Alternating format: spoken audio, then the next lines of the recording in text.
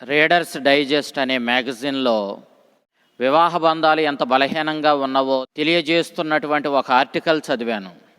అందులో నాకు విడాకులు కావాలి అని చెప్పి ఒక స్త్రీ కోర్టుకెక్కింది.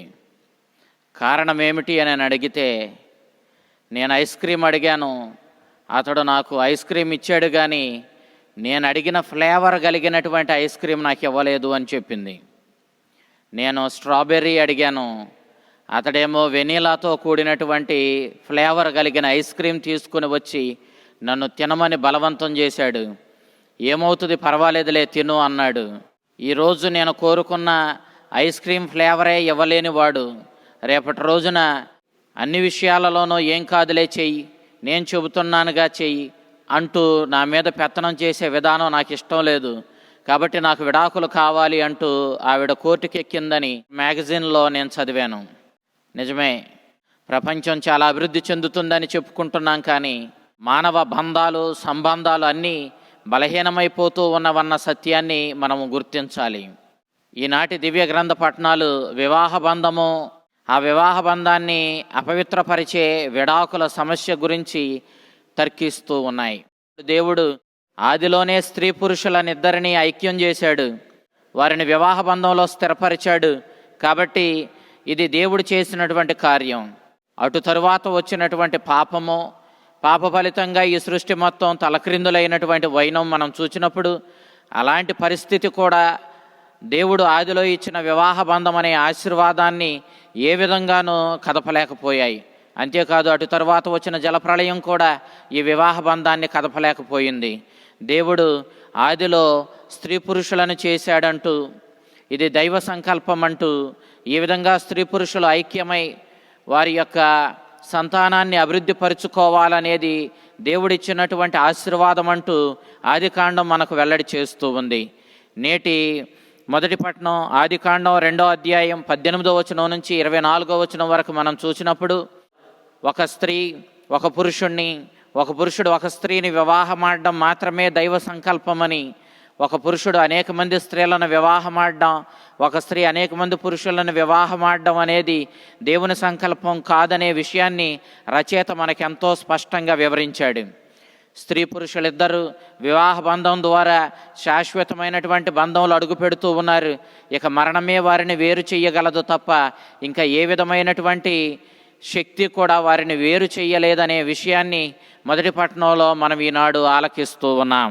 రచయిత ఈ రచనలను ఇంచుమించు క్రీస్తు పూర్వం 10 శతాబ్దాల క్రితం రాసినట్లుగా మనం చూస్తూ ఉన్నాం. అయితే అప్పటి సమాజంలో ఒక స్త్రీ అనేక మందిని వివాహం ఆడడం, ఒక పురుషుడు అనేక మంది స్త్రీలను వివాహం ఆడడం వంటి ఆచారాలు చాలా బలంగా ఉన్నటువంటి ఆ సందర్భంలో కూడా రచయిత చాలా ధైర్యంగా ఒక పురుషుడు ఒక స్త్రీని మాత్రమే వివాహం ఆడాలి అనేది దైవ సంకల్పమని చెప్పాడు.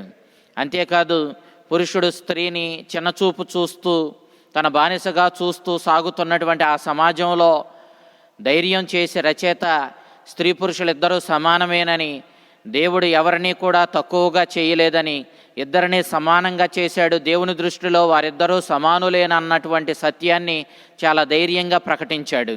దేవుడు తాను చేసినటువంటి సృష్టిలోని సమస్త జీవరాశులను నరుని దగ్గరకు తీసుకుని వచ్చాడు. నరుడు వాటికి పేరు పెట్టాడు. నరుడు వాటికి పేరు పెట్టడం ద్వారా వాటిని దేవుడు నరుని ఆధీనంలో ఉంచాడన్న విషయాన్ని ఈనాడు మనకి స్పష్టంగా దివ్య గ్రంథ పఠనం తెలియచేస్తూ ఉంది. నరుడు స్త్రీని మాత్రం తన సమాన సహచరినిగా చూచాడు. ఎందుకంటే నరునితో ఏ జీవరాశి కూడా సరైనటువంటి స్నేహబంధాన్ని, అతనికి సరైన రీతిలో సహాయపడగలిగిన స్థితిని కలిగి లేవని దేవుడు గుర్తించాడు. అందుకే దేవుడు నరునికి తోడుగా నారిని చేశాడు. నరునికి గాఢ నిద్ర వచ్చినట్లుగా చేసి అతని ప్రక్కటెముక నుండి నారిని దేవుడు ఏర్పాటు చేశాడు. ఈ విధంగా దేవుడు స్త్రీని నరుని నుండి రూపొందించడం ద్వారా పురుషుడు స్త్రీ ఇద్దరూ కూడా సరి సమానులని, స్త్రీ పురుషునిలో భాగమని, కాబట్టి వారి మధ్య విడదీయలేని బంధాన్ని దేవుడు ఏర్పరిచాడని ఈ సృష్టి కథనం మనకు తెలియచేస్తూ ఉంది. చివరికి ఈమె నా వంటిదైనది, నా ఎముకలలో ఎముక అంటూ నరుడు స్త్రీ గురించి పలకడం ద్వారా రచయిత ఇక్కడ గొప్ప వర్ణనను చేయడాన్ని మనం చూస్తూ ఉన్నాం. నేటికి కూడా ప్రియురాలిని గూర్చి ప్రియుడు మాట్లాడుతూ మై స్వీట్ హార్ట్ అంటూ ఉంటాడు. అంటే నీవు నా మధురమైన హృదయానివి అని పలకడం, అనగా నీవు పరాయి దానివి కాదు, నా శరీరంలో భాగము అనేటటువంటి సత్యాన్ని అతడు వెల్లడి చేస్తాడు. అంతగా స్త్రీ పురుషుల మధ్య ఆకర్షణ, స్త్రీ పురుషుల మధ్య అంతటి బంధాన్ని దేవుడు ఏర్పరిచాడని మనకు ఈ సృష్టి కథనం వెల్లడి చేస్తూ ఉంది. హీబ్రూ భాషలో మానవుణ్ణి ఈష్ అన్నాడు, అదే రీతిలో స్త్రీని ఈషా అన్నాడు. ఈ విధంగా ఈ భాషలో ఈష్ అంటే నరుడు, ఈషాహ్ అంటే స్త్రీ అనేటటువంటి ఈ భావాన్ని వెల్లడి చేస్తూ వారు ఎంతటి ఐక్యతను కలిగి ఉన్నారో, ఈ భాష పదాలు ఏ విధంగా ఒకే విధంగా ఉన్నవో వాళ్ళిద్దరూ కూడా ఒకే విధమైనటువంటి స్వభావం కలిగి ఐక్యమై ఉంటారు అన్నటువంటి భావాన్ని ఈ హీబ్రూ భాషలో పలికినటువంటి ఈ పదాలు వెల్లడి చేస్తూ ఉన్నాయి. ఈ సృష్టి కథనాన్ని రచయిత ముగిస్తూ నరుడు స్త్రీతో ఎంతగా ఐక్యమవుతాడంటే చివరికి తన ఇంటిని, తన తల్లిదండ్రులను వీడి అతడు స్త్రీతో ఐక్యమైపోతాడు.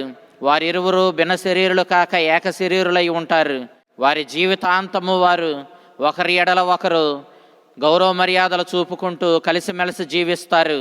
ఒకరి గౌరవం ఒకరిదిగా, ఒకరి ఆనందం ఇంకొకరిదిగా భావించుకుంటూ తోడు నీడై కలిసిమెలిసి ఒకే శరీరంగా జీవిస్తారంటూ రచయిత ఈ స్త్రీ పురుషుల మధ్య ఉన్నటువంటి వివాహ బంధాన్ని వర్ణిస్తూ దేవుడు ఎంతగా స్త్రీ పురుషులనిద్దరిని ఐక్యపరిచాడో అభివర్ణిస్తూ మనకు సృష్టి కథనాన్ని అందించాడు.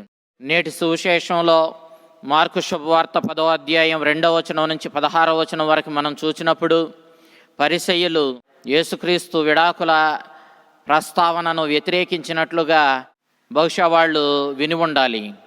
అందుకే వాళ్ళు ఈ సమస్యను ఎత్తుకొని యేసు ప్రభు దగ్గరకు వచ్చి ఆయనను ప్రశ్నిస్తూ ఉన్నారు. నిజానికి యూదుల్లోనే, వారి బోధకుల్లోనే చాలా భేదాభిప్రాయాలు ఈ విడాకుల సమస్యను గూర్చి ఉన్నాయి. చాలామంది మోషేయే విడాకులు ఇవ్వవచ్చు అని చెప్పి, మనకు అనుమతినిచ్చాడు అని చెప్పి బోధించే వాళ్ళు ఉన్నారు.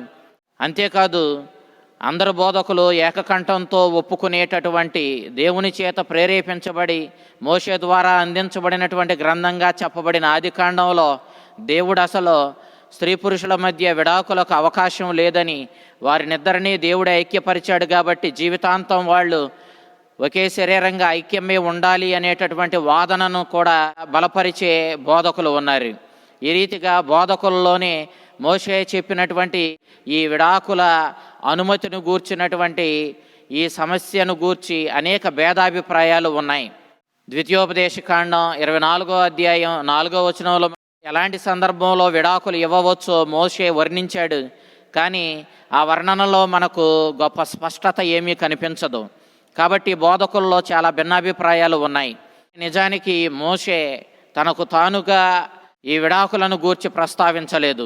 దేవుని చేత ఎన్నుకోబడిన ప్రజలని చెప్పబడిన ఇశ్రాయేలీయులు మోషేపై తీసుకుని వచ్చిన ఒత్తిడి, అప్పుడు ఏర్పడినటువంటి ఆ పరిస్థితులను బట్టి మోషే వారిని సంతృప్తిపరచడానికి విడాకులు ఇవ్వవచ్చుననేటటువంటి అంశాన్ని అస్పష్టతతో తెలియచేశాడు. కానీ నిజానికి దేవుని చిత్త ప్రకారం చూస్తే వివాహ బంధంలో స్త్రీ పురుషుల మధ్య విడాకులకు తావు లేదనేటటువంటి విషయం మనకు సుస్పష్టంగా అర్థమవుతుంది.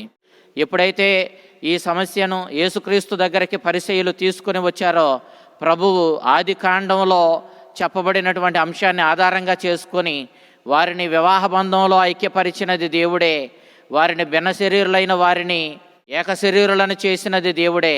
ఇక దేవుడు జతపరిచిన జంటను మానవ మాత్రుడు వేరుపరపరాదు అనేది దైవ సంకల్పం. కాబట్టి ఒక్కసారి వివాహ బంధంలో ఐక్యమైన వారు జీవితాంతం ఏక శరీరులై జీవించాలి, ఇది దైవ సంకల్పం.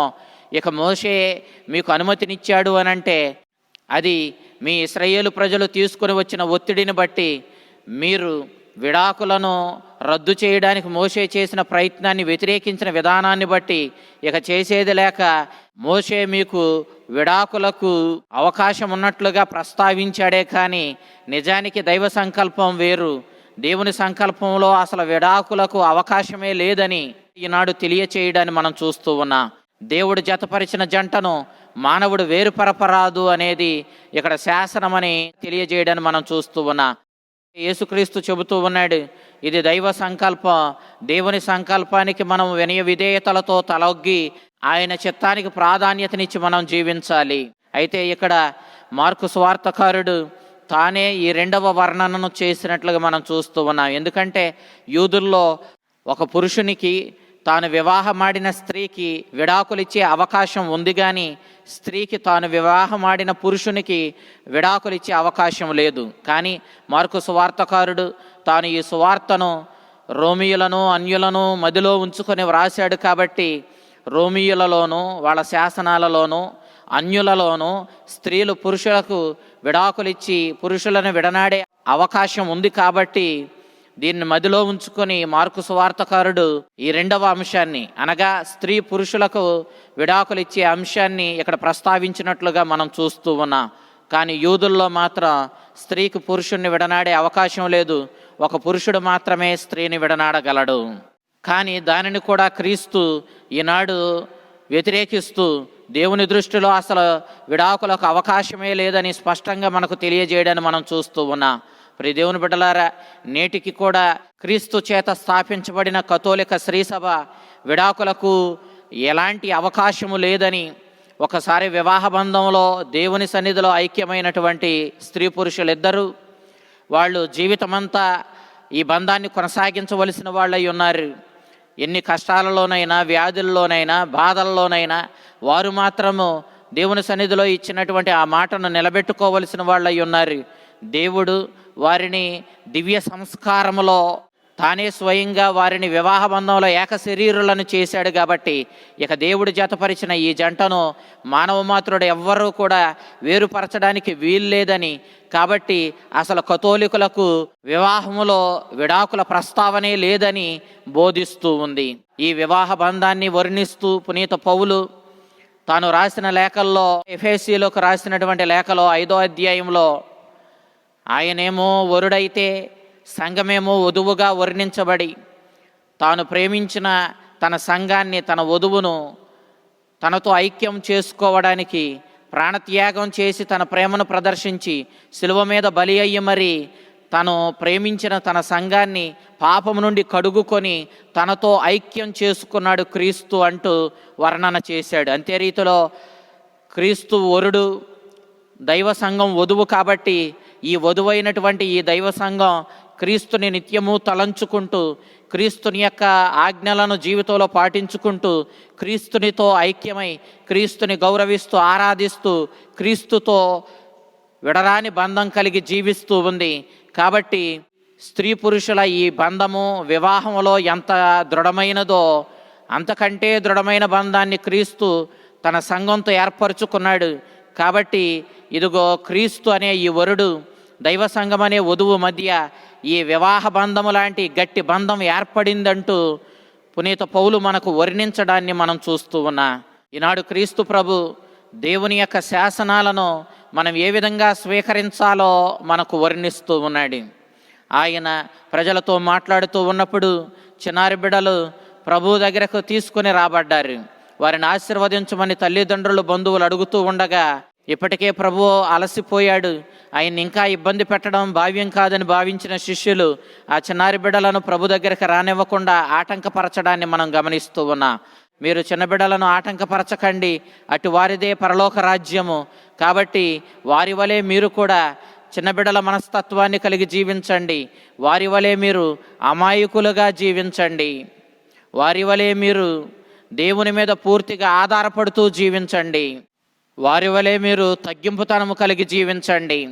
వారు ఏ విధంగా తమ తల్లిదండ్రుల మీద పూర్తిగా ఆధారపడి జీవిస్తారో వారిలానే మీరు కూడా ఆ పరలోక తండ్రి మీద పూర్తిగా ఆధారపడి విశ్వాసంతో జీవించండి.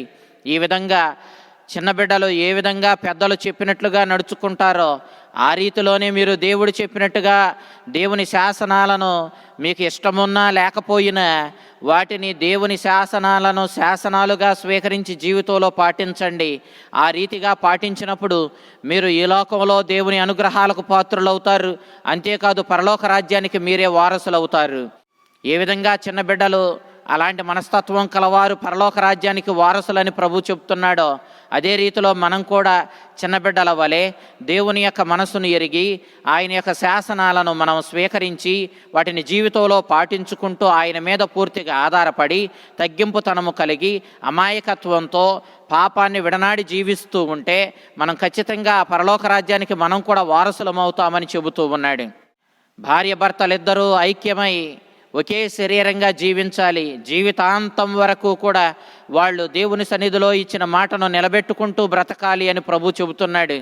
ఈ శాసనాన్ని చిన్న బిడ్డల వలె ఎవరు స్వీకరిస్తారో, ఎవరు ఈ నియమాన్ని దైవ నియమంగా ఎవరు పాటిస్తారో వాళ్ళు పరలోక రాజ్యానికి వారసులు అవుతారని ప్రభు ఈనాడు స్పష్టంగా తెలియజేయడాన్ని మనం చూస్తూ ఉన్నాం.